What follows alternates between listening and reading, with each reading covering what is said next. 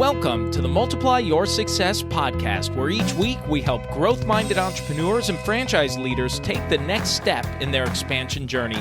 I'm your host, Tom Dufour, CEO of Big Sky Franchise Team, and as we open up today, this is the time of year you should be planning, or hopefully have planned, your strategic planning and annual goal setting for the company for this year. So hopefully that's been set and has either happened or it's at least scheduled to happen before the end of the year or right in that first week or so in January. And part of your conversation at your planning session this year should be about your team alignment. And have you had a candid conversation with your team about your team alignment around your brand, around your goals, working together? And our guest today is Robert Clinkenbeard, and he's a serial entrepreneur, an author, an Ironman. He's built and sold multiple companies. He's just got a tremendous track record in this, and he talks a lot about alignment. And as you tune in and listen to the episode, you'll notice that the audio file has a little static and background noise and is a little choppy, a few spots there. So just hang in there with us through to the end. So let's go ahead and jump right into that interview. My name is Robert Clinkenbeard. My title is CEO, owner of the Radix Group.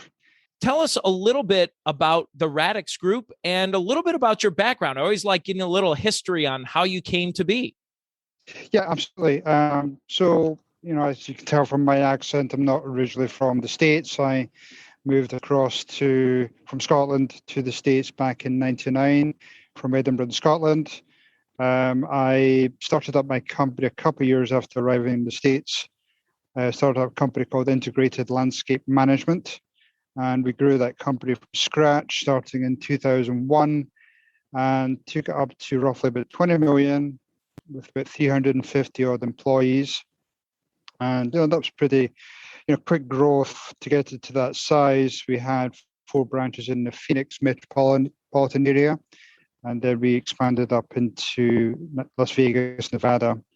And then we had a really successful exit in 2016 to a $4 billion company, and worked for them for a couple of years before leaving that company and starting up my own coaching consulting company back in 2018. And now I help owners, executives on coaching and just helping them make, level up themselves, level up their business, and just hopefully making less mistakes than I did.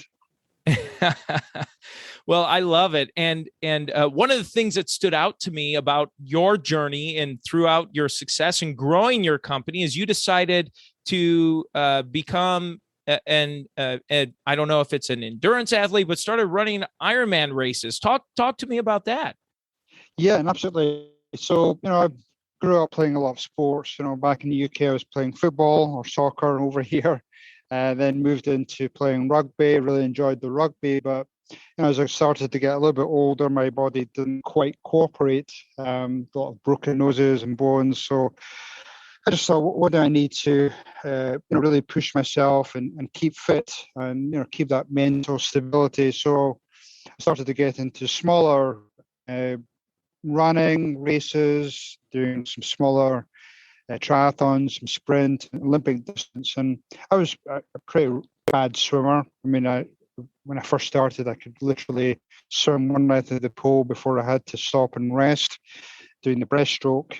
And eventually, just, through different factors and coaches and trainers, I moved into doing some Ironman races. So I've now done 4 over the years with 2 in Arizona, 1 in Nice, France, and another one in Zurich, Switzerland.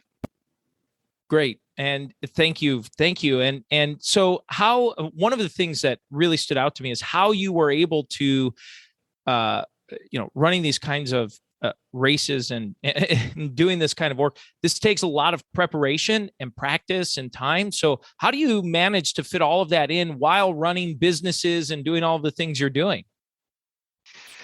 Yeah, I think I was, I grew my company fairly quickly.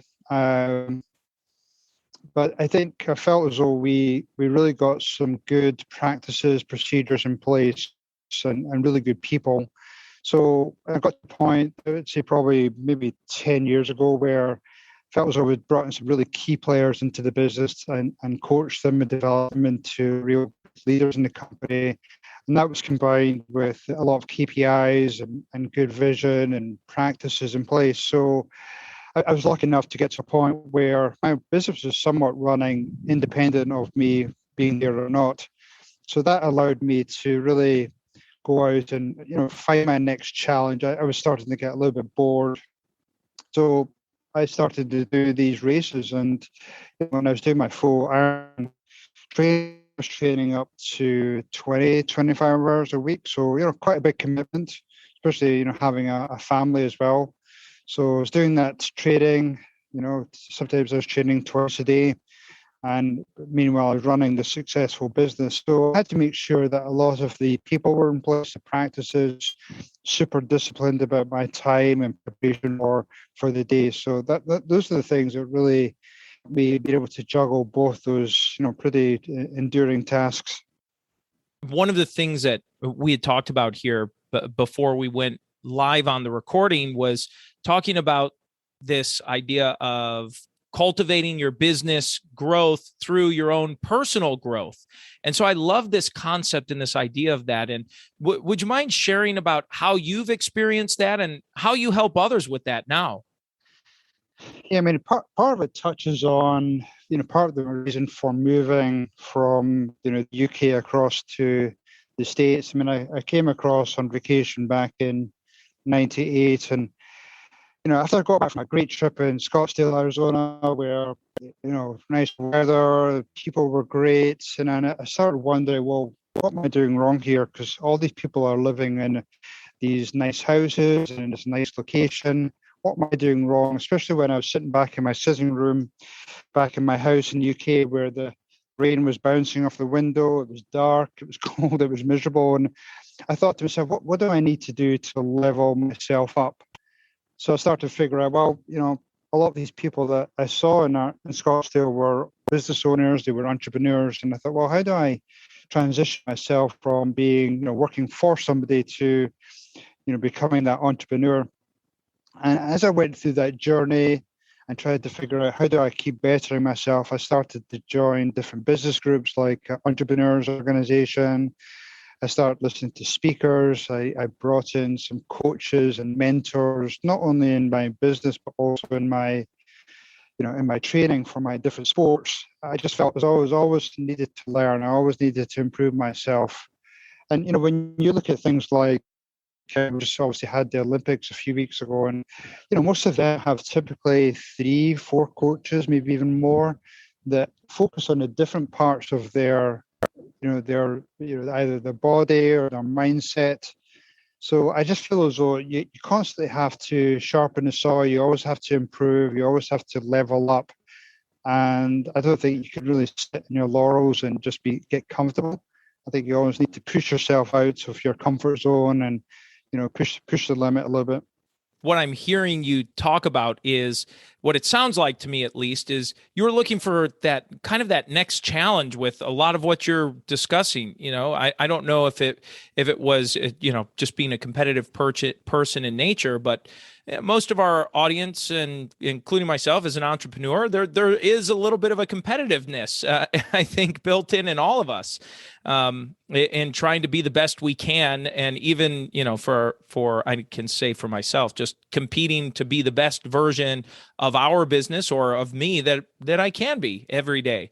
So how when you're working with clients, or do you have kind of some best practices or some high level nuggets or tidbits you could give as some starting points or suggestions? No, absolutely. Yeah, I typically go into new companies, new clients, and just figure out if they do have any type of roadmap in place, meaning that it's all very well to look back at the previous year, and if they maybe made a little bit of money, maybe they've had a little bit of growth. But I'd really try and push my clients into building that roadmap and look for some real substantial growth and substantial profit. Find out where that company is going in the future. I'm trying to get them to look out 3, 5, 10 years, maybe even longer, just to figure out how can I get this company myself to a completely different level that they even think was possible. that ties a little bit back into my Ironman races. I mean, as I said earlier, I mean, I was a terrible swimmer, hadn't done a great deal of biking. So the concept of me even, doing some type of an Ironman race wasn't even on my radar. And, now the fact that I've done four, when I started my company, I had no concept again about getting to that 20 million level. So I feel as though overall, a lot of people they only operate at 30-40% of their full capacity. So when I go into companies, I really just try and push them to that next level, or maybe even a couple of levels, and build that roadmap. Look at, if we want to get double in size or triple in size in the next 5-10 years, what are the building blocks that we need to introduce to the business to take it to the next level, whether it be improve sales and profitability, the type of people you bring into the company, what markets you're looking at, who are your customers. So I have a tremendous dynamic framework which I'll introduce to my clients.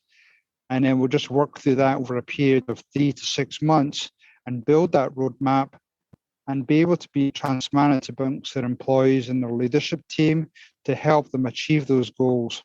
I feel as though a lot of owners will keep a lot of those things internally. I'm more of a fan of just being transparent and have that open book where let's get the leadership team behind you, everybody aligned and achieving those high performance goals. That word alignment really stood out to me when you were just saying that. So would you mind just sharing, some things that you found to help a leader align their team around the vision or the goals that they're going after? Usually, all of that starts with doing a strategic planning session. So usually that happens. I try and encourage that to happen in the Q4 of the year, and I usually get the owner to come in. We work on that, what that vision looks like. Where's the company going in 5 or 10 years? So the owner will come in and just lay out that vision and why he or she wants to get to that level. And then you start to work on the buy-in from the team. You start to talk about, well, why do you want to get there? What's the purpose of the company? So unless you get that true alignment from the team, then you're just going to get people going in different directions. So, looking at, making sure the core values are in place and everybody's agreed on those. Everybody's agreed on what the purpose of the company is. Everybody's aligned on where the company is going. And I think that's super important. So you spend those 2 days going through those various exercises so that everybody comes out of that room with 100% alignment. Now, we might go different directions. There might be some pink elephants in the room we might have to go through, but you have to go off site. You have to make sure there's no distractions. You have to build that trust. You have to make sure that any challenges that you've had within the company are addressed, so that you come out with that alignment. You make sure you have that outside facilitator, just making sure that they're talking through those challenges. So I think that's critical. And then after that alignment and that map's put in place, then it comes back to rhythms, it comes back to KPIs, it comes back to those checks and balances as you work through the year, and you make sure you actually get those things done. Great. Well, and Robert, this is a great time for us just to transition to the 4 questions we ask every guest before they go. So you're in the hot seat now. And the first question we like to ask is about a miss or two that may have come along the way and something you learned from it. A miss for me would be, I don't think I valued, when I was early in business, valued the strength within people I hired. I think we hired based on who was available in the marketplace, and we really just didn't take our time. So I really learned all in the years to take my time with really hiring the right people, using not just going off the interview phase, but bringing in things like personality assessments, really checking the references, maybe doing 3 or 4 interviews, bringing the leadership team in place. But when we were early on, it was a lot more time was spent on seeing who was available and hire them quickly. And we got burned so many times, and it just went through a lot of chaos. We damaged our culture, we damaged our core values, and that was a big miss for us at the early stages. Yeah. Wow. Well, thank you for sharing that. And how about a make? It's the opposite side of that, but a make or two that stands out to you. I would say that we early on really wanted to make sure we took care of our clients. So that was meant taking our client relationships to a tier 3, tier 4 level, meaning that it wasn't just surface relationships. We really made sure that we got to know our clients, we got to know their families. We had so many different types of events, did a lot of networking, and took them out to dinner. We even had things like a party trailer where we took it to our clients' offices. So we really got to know our clients. We got to know our clients' needs. We actually listened to them. And then we just made sure that we really took care of our clients. We were always, John, my partner, and I were always aware, checking in with our clients, making sure we were taking care of them. And we didn't lose sight of that. So I would say that was a big win for us. We really just kept our revenues up. We really just kept our they used to refer us to a lot of other people. They used to give us all the properties. So that was a big win for us. Yeah. Wow. Wow. It sounds like it. And how about this idea of a multiplier? We get a great cross section of answers. Is there anything that you've used as you've whether growing your businesses or in training that you've used to help as throughout your career? Multiply. I would say the biggest one that comes to mind would be partnering up with other vendors, meaning that we used to do a lot of events, as I mentioned earlier, but we used to partner up with a lot of companies with similar clientele.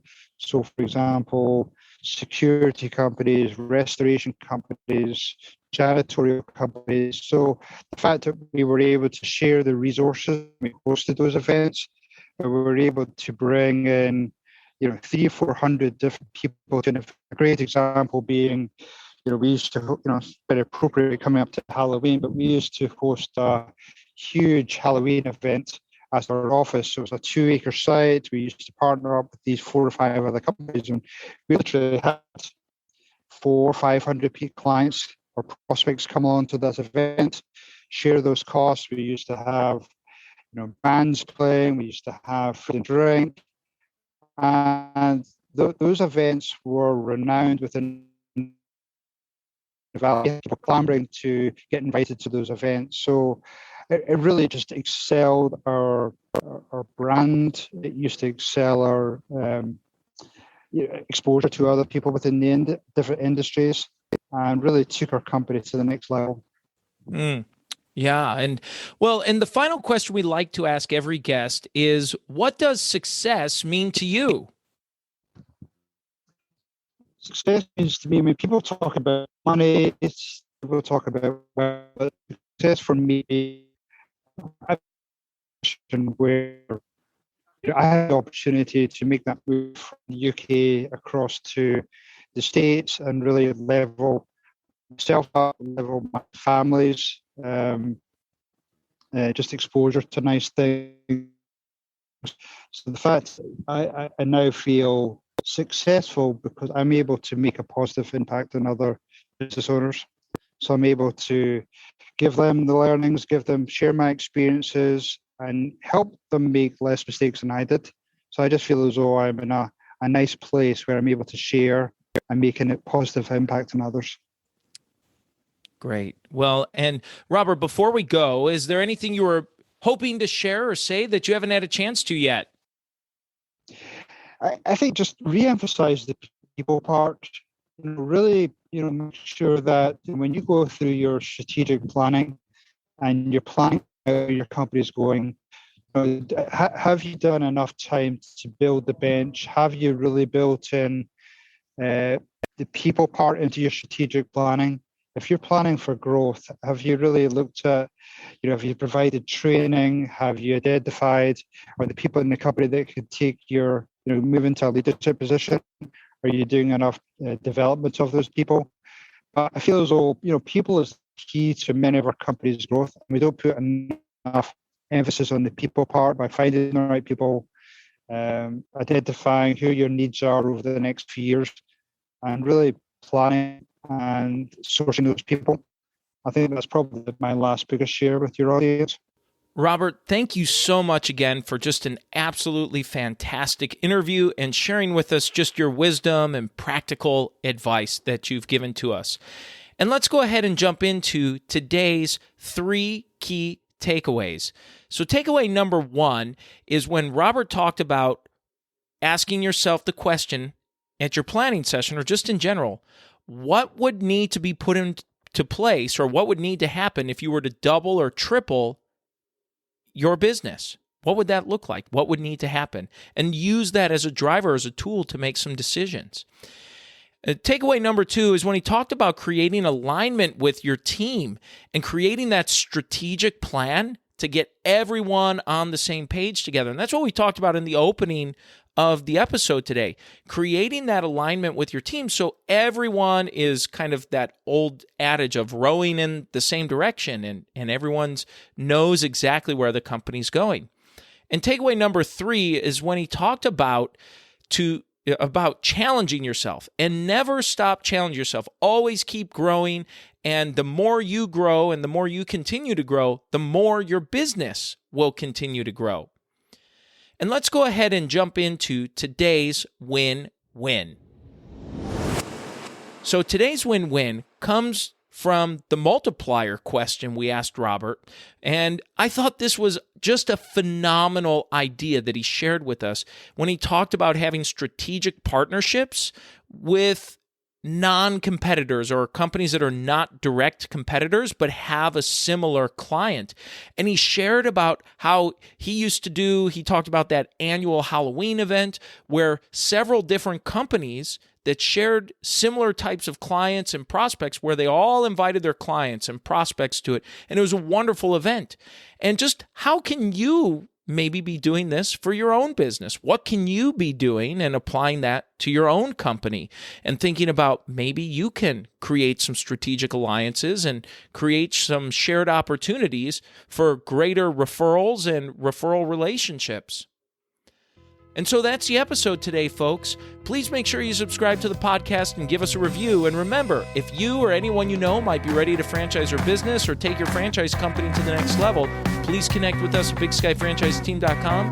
Thanks for tuning in, and we look forward to having you back next week.